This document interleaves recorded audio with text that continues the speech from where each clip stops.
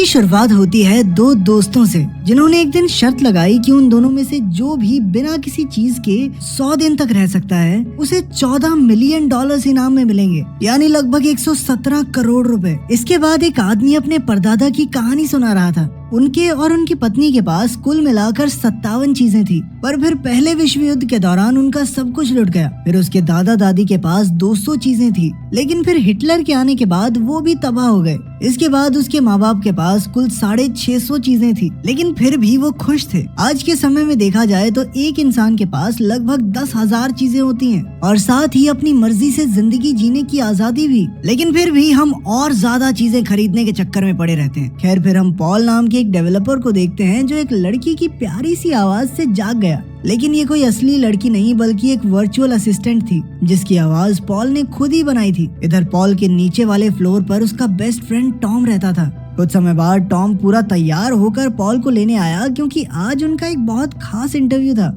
लेकिन पॉल तो अब तक बिस्तर पर लेटा टिकटॉक देख रहा था। खैर, फिर टॉम ने तुरंत पॉल को कपड़े ढूंढ कर दिए और साथ ही उसके न जाने कितने जूतों में से एक जोड़ी पहनाकर उसे तैयार किया। इसके बाद वो दोनों फटाफट घर से बाहर निकल गए। जब वो इंटरव्यू में पहुंचे तो उन्होंने देखा कि उनकी तरह हजारों जीनियस वहाँ पर आए थे और हर किसी को लगता था कि उनकी बनाई हुई चीज सबसे बढ़िया है। खैर, फिर भी जब टॉम और पॉल की बारी आई तो वो उस कंपनी के मालिक डेविड को इम्प्रेस करने में कामयाब रहे। लेकिन इसके बाद उन दोनों के बीच थोड़ी लड़ाई हो गई, क्योंकि टॉम ने पॉल को बिना बताए प्रेजेंटेशन में कुछ चेंजेस किए थे। खैर, बाद में दोनों दोस्त नाइट क्लब में मस्त सेलिब्रेट करने गए, लेकिन पॉल अब भी टॉम की उस हरकत को माफ नहीं कर पाया था। थोड़ी देर में उसने काफी ज्यादा शराब पी ली और फिर नशे में धुत होके टॉम से शर्त लगाई कि उन दोनों में से जो भी 100 दिन तक बिना किसी चीज के रह सकता है वो जीत जाएगा। फिर अगली सुबह जब पॉल की आंख खुली तो उसके शरीर पर कोई कपड़ा नहीं था। उसे कुछ भी याद नहीं था कि कल रात को क्या हुआ, पर फिर टॉम ने उसे सब कुछ बताया। उसने कहा कि शर्त के मुताबिक जो भी हारेगा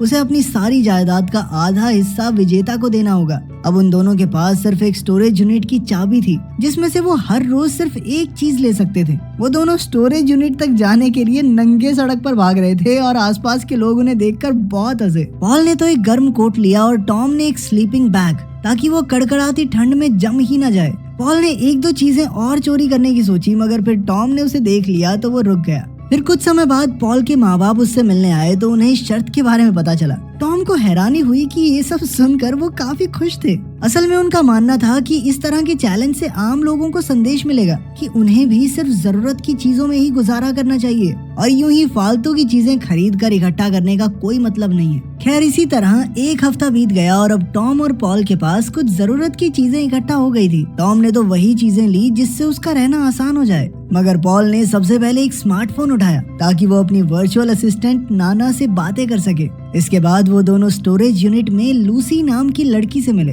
वो उन दोनों की शर्त सुनकर काफी एक्साइटेड थी और उनके रहने का ढंग देखने आई थी। तभी टॉम ने मौका देखकर लूसी को डेट के लिए पूछ लिया।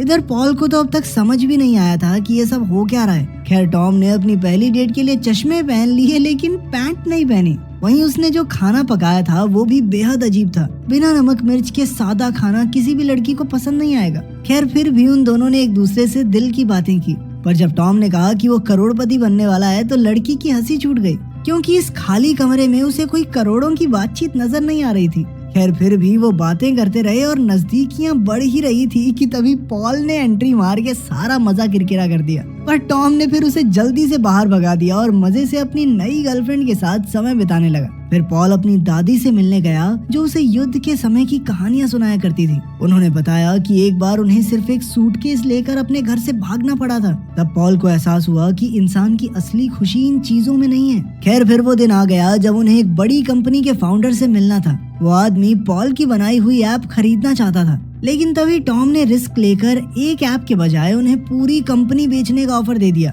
और बदले में 14 मिलियन यूरोस की मांग की। उस कंपनी का फाउंडर भी डील के लिए तुरंत राजी हो गया, लेकिन फिर टॉम और पॉल के बीच झगड़ा शुरू हो गया, क्योंकि टॉम ने बिना पॉल से सलाह मशवरा किए खुद ही ये डील कर ली थी। इस पर टॉम कहने लगा कि भाई इतना बढ़िया ऑफर तो था, और क्या चाहिए तुझे, मुझे नहीं जरूरी लगा तुझसे पूछना। जल्द ही उनकी बहस इतनी बढ़ गई कि वो एक दूसरे पर थप्पड़ बरसाने लगे और फिर उन्होंने गुस्से में शर्त बदलकर पूरी कंपनी ही दांव पर लगा दी। अब जो भी जीता वो पूरी कंपनी का मालिक होगा, जिसके 14 मिलियन यूरोज मिलने वाले थे। इसके बाद पॉल अपनी दादी से मिलने गया तो खबर मिली उसकी दादी हॉस्पिटल में भर्ती है। जब वो लौट आएंगी तो पॉल के माँ बाप उन्हें एक नर्सिंग होम में रहने भेज देंगे। ये सुनकर पॉल को काफी बुरा लगा। फिर जब उसकी माँ ने उसे पैसे देने की कोशिश की तो उसने साफ मना कर दिया, क्योंकि ये तो रूल्स के खिलाफ था। हालांकि उसे यहाँ देखने वाला कोई नहीं था, पर फिर भी उसने पैसे नहीं लिए। ये देखकर उसकी माँ बहुत खुश हुई।